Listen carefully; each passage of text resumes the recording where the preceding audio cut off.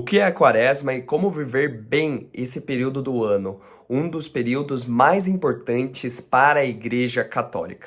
Meu nome é Luan, sou catequista de Crisma e hoje eu quero te ajudar a refletir como você vai viver a sua quaresma para que ela seja uma das melhores quaresmas que você teve na sua vida. A quaresma é um período de preparação, um período de expectativa, um período de se purificar mais. Por isso, tem esse tempo de 40 dias. Nesse período, nesse prazo de 40 dias, a gente tenta trabalhar essas coisas, se purificar mais, se preparar e, ao mesmo tempo, estando na expectativa que vai chegar a Páscoa. O número 40 na tradição bíblica, ele traz isso de transformação. Foram 40 dias que Jesus passou no deserto, 40 dias que o povo do Egito fugiu para a terra prometida. Então, o número 40 é muito simbólico para isso de transformação para nós católicos. A gente vive dois períodos grandes de transformação na nossa Igreja Católica. Um, que é a Quaresma, e dois, que é o Advento. Dois períodos de preparação, dois períodos de 40 dias. O Advento nos prepara para o Natal. Então é um período de vigilância, estar vigílio, né? Porque vai chegar o menino Jesus. A Quaresma já é diferente. Ele é um período mais de conversão, de transformação mesmo, de você pegar, matar a vida passada e ressurgir, ressuscitar com uma vida nova. Então esse período de Quaresma é um período muito mais introspectivo, um período muito mais silencioso. Diferenciando um pouco essa questão do tempo, né? A gente tem muito na cabeça o tempo cronos, cronológico, de 1 minuto, segundos, horas, dias, 40 dias. Mas o que é proposto para nós é esse tempo kairos. O tempo kairos é o tempo de Deus. Como, por exemplo, o Padre Paulo Ricardo exemplifica esse tempo kairos é quando você pensa num pé de manga. O pé de manga, ele tá verde ali e ele começa, do nada, a aparecer flores. E depois essas flores começam a aparecer frutos, ainda verdes. Mas você começa a ver a transformação de flores para frutos. E do fruto ele vai amadurecer e se tornar mesmo uma manga bonita, roxinha, suculenta, que a gente gosta. Só que esse tempo não é um tempo cronológico. Não tem como eu dizer que depois da primeira flor, daqui 40 dias, daqui 50, 60 dias, vai sair uma manga perfeita para consumo. Então, o tempo kairos é um tempo de Deus. Um tempo que a gente sabe estar na estação de manga, está na estação. Mas não necessariamente eu sei o tempo exato que aquela manga vai se frutificar e vai se tornar boa para a colheita. Por isso que a gente vê essa ambientalização na própria missa, na própria liturgia. As cores, por exemplo, agora de paramentos dos padres, vai começar a ser o roxo. As músicas mudam, não se canta mais o glória, não se proclama mais o aleluia. Então, é mais silencioso o período da missa. Sem contar que, por exemplo, as decorações, flores e outras decorações se evita usar, porque é um tempo que a gente está se convertendo. É um tempo de silêncio, de introspecção, para trabalharmos o que tem dentro de nós, a nossa alma. E a quaresma, pensando no tempo cronológico, ela começa na quarta-feira de cinzas e vai até o domingo de Páscoa. Durante esse tempo é muito comum que a gente faça abstinência de algo, seja de um chocolate, doce, refrigerante ou até mesmo de redes sociais. Mas Jesus, no livro de Mateus, capítulo 6, praticamente o capítulo inteiro, vai falar pra gente, vai propor pra gente as práticas quaresmais que devemos viver. Entre elas se destacam 3 práticas: a esmola, a oração e o jejum. A esmola, Jesus fala pra gente doar em generosidade, seja dizimando, seja arrecadando uma cesta básica para uma família necessitada, seja doando para alguma instituição que a gente sabe que precisa de recursos financeiros. Mas Jesus aponta, não adianta eu pegar e fazer a doação e querer me promover com isso, seja numa rede social, seja, por exemplo, na minha igreja, eu falar que eu doei para a igreja esse mês um valor exorbitante. Então, assim, ele fala pra gente doar com generosidade e no silêncio, porque essa é a verdadeira doação. Quem deve saber da nossa doação é somente Deus. Eu não preciso dar esclarecimento para outras pessoas a não ser a Deus. A segunda prática quaresmal é a prática da oração.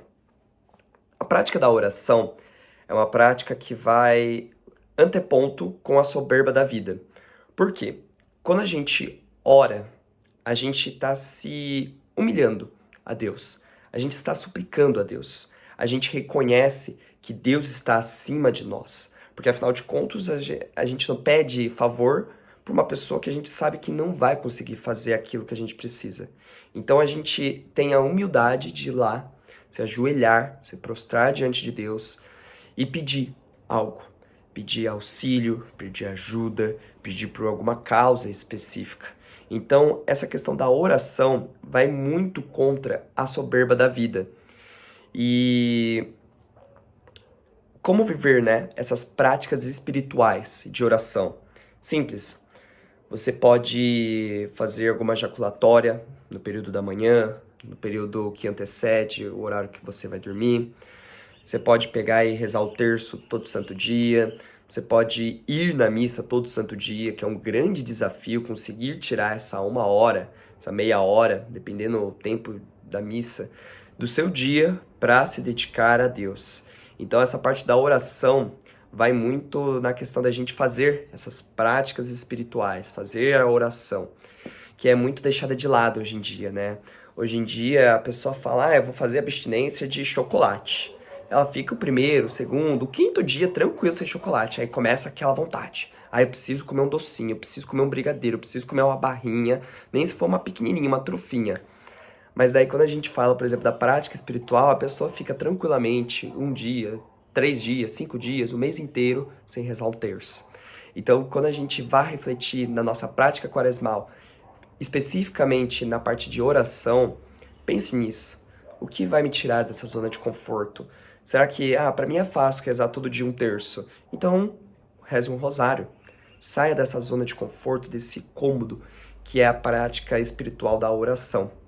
E por fim, né, a gente fala da prática quaresmal do jejum, que é o mais famoso, mais popular entre nós católicos, que é realmente essa abstinência de algo. Só que o jejum ele é mais profundo do que essa abstinência de alguma coisa ali, de uma comida específica, por exemplo. O jejum, ele vai muito da questão do carnaval até mesmo. Porque carnaval significa carnavale, que é adeus à carne. O que é esta carne, né? Esta carne é nada mais nada menos que a nossa alma. E a nossa alma é dominada pelo nosso corpo. E o corpo, ele busca o prazer. Ele busca o prazer. Por isso que existe o carnaval. Porque eu sei que na quaresma eu vou ficar 40 dias sem ter esse prazer do corpo. Logo, eu vou poder pecar, eu vou poder fazer sexo desregrado, eu vou poder beijar todo mundo, eu vou poder beber como se não houvesse amanhã, eu vou poder comer que nem um porco velho. E tudo bem, porque na quarta-feira de cinzas eu começo minha quaresma. Não! O jejum, ele começa antes da quaresma, mas ele é intensificado na quaresma. Esse jejum da carne, dos prazeres físicos, esse jejum, sabe? Então, qual é a penitência que você deve fazer, né, nessa parte do jejum? É a questão de se abster de algo prazeroso. Então, se eu fico 5 horas no celular por dia, eu vou ficar 4, 3 horas. Se eu não leio, por exemplo, não tenho esse hábito, eu vou começar a ler a Bíblia, vou começar a ler algum livro espiritual para esse tempo da quaresma. Se eu tenho muito vício em todo final de semana, pedir um fast food, um hambúrguer, uma pizza, eu vou nesse mês, nesse tempo da quaresma, eu não vou pedir. Então, é abrir mão de coisas que você já está acostumado, sabe? Já virou dia a dia. Então, se abstenha disso, que é prazeroso. Afinal de contas, eu nunca vi alguém falar que, nossa, odeio comer uma pizza. Nossa, odeio comer um chocolatinho. Então, essa é a penitência do jejum. Se abster de algo prazeroso que você tem no seu dia a dia, na sua vida. E para finalizarmos, eu queria trazer essa reflexão de Jesus, né? Toda essa passagem de Jesus nesse tempo de Quaresma. Afinal de contas, ele é o nosso exemplo maior. Então, quando você pensa nessa parte de ter que fazer práticas quaresmais, você vai falar, pô, mas é muito difícil, eu não consigo, não vai dar. Ficar 40 dias sem fazer tal coisa, não dá. Só que quando você lê o Evangelho de Mateus, né, no capítulo 6, você vê as práticas quaresmais. Mas antes do capítulo 6 tem o capítulo 4, que fala das tentações de Jesus no deserto. E se você prestar bastante atenção, né, lê o capítulo 6 e depois vai para o capítulo 4, retrocede. Você vê que Jesus foi tentado nas práticas quaresmais. Quando o diabo fala, transforma esta pedra em pão, nada mais nada menos ele está falando da gula, de fazer a questão do jejum, de se abster. Afinal de contas, se você é todo poderoso, transforma essa pedra aqui num chocolate gostoso para você comer, saciar essa vontade que você está com fome. Olha a tentação do jejum. Quando ele fala, pula dessa montanha, porque os anjos irão pegá-lo e irão te socorrer, ele tá falando nada mais nada menos da soberba da vida. Se você é o poderosão, pula daí. Para que você precisa de Deus? Gente, isso é a prática da oração, né? Que é quando você quer ser maior que Deus, você esquece a oração. E quando o diabo tenta Jesus nessa questão, pula da montanha, vá, você consegue, você é bom. Afinal de contas, ele está tentando nessa parte de ser mais humilde, de falar, não, somente Deus tem esse poder. E somente Deus é maior do que eu. Eu não tenho esse poder. E o último, né, a última tentação é da questão das riquezas, né? Se você ajoelhar na minha frente, eu te darei tudo o que você quiser. Riquezas, todos os reinos serão seus. E isso fala necessariamente da questão da prática quaresmal da esmola, né? Meu, aonde está a generosidade disso? Jesus não precisa de todas as riquezas. Jesus tem a maior das riquezas, que é o amor de Deus. Então, assim, você não precisa de bens financeiros. Obviamente, a gente precisa de salário para comer, a gente precisa de salário para poder pagar, por exemplo, o aluguel de uma casa, contas. Mas e aquele tanto que você trabalha, por exemplo, a mais para sobrar? Aquela coisa que você faz muito para, eu vou trabalhar muito agora para depois, lá no final, me aposentar. Mas esse tempo específico, a gente tá falando só de 1 mês, no máximo 2, né? Agora tá quase 2 meses no ano que você vai pegar e vai praticar mais a prática da generosidade. E, gente, sabe quem realmente é rico? Quem pratica muito a generosidade. Quem pratica muito esse valor, né, essa virtude da generosidade, não é pobre. Por quê?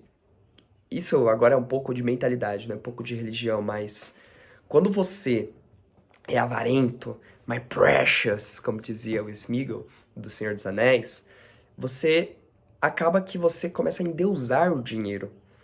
E fazendo o dinheiro o seu Deus, onde realmente está Deus, né, na sua vida? Então, pratique mais esse mês, o próximo mês, a questão da generosidade. Porque se você está guardando dinheiro para ficar rico, você nunca vai ficar rico. Mas se você começa, por exemplo, esses 2 meses a praticar a generosidade, você vai ver que as coisas fluem na sua vida. Tudo fica mais leve e o dinheiro começa a vir a você, não você atrás do dinheiro. Isso é um pouquinho da teoria da prosperidade, mas assim, a prática da generosidade deveria ser muito mais comentada na nossa religião católica. Divaguei um pouco aqui no final, mas a prática da quaresma é um momento que a gente deve viver como católicos, como seres humanos que buscam a Deus. Por isso, se você gostou desse vídeo, compartilhe para algum amigo, compartilhe em algum grupo de sua paróquia, porque afinal de contas você vai estar compartilhando esse conhecimento, essa riqueza intelectual para outras pessoas.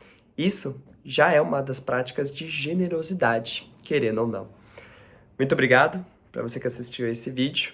Uma ótima quaresma e que Deus ilumine você e a sua família.